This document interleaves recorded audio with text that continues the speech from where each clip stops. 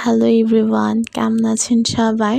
অনেক দিন ধরে আমার বাসার কোনো দাওয়াত ভিডিও আপনাদের সাথে শেয়ার করা হয়নি।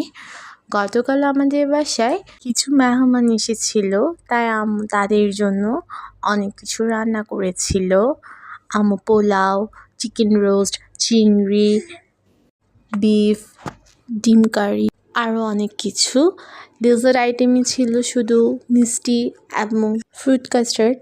যেহেতু হঠাৎ গেস্ট এসে গিয়েছিল, আগে থেকে ওনারা আসার কোনো প্ল্যান ছিল না, এই জন্য আম্মু ডেজার্ট ওরকম অত কিছু করতে পারেনি। বাট যে আইটেমগুলো রান্না করেছে মাশাআল্লাহ অনেক মজা হয়েছে। মেহমানরাও বলেছে আম্মু রান্না অনেক ভালো হয়েছিল। আসলে মায়েদের হাতের রান্নার স্বাদটাই কিন্তু অন্যরকম। যদিও আমি রান্নার কিছুই জানি না ভালো করে, আমি এমনি নর্মালি পাস্তা, নাচোস এরকম আইটেমই পারি। তাও অনেক লেট হয়েছে বানিয়েছি, মিনিমাম 4-5 বছর হয়ে গিয়েছে রান্না করেছি। আমি আসলে এগুলো করোনার টাইমে ট্রাই করেছিলাম, কারণ ওই সময় আমি সারাটা দিন বাসায় ছিলাম। আমার আম্মু মাশাআল্লাহ অনেক ভালো রান্না পারে।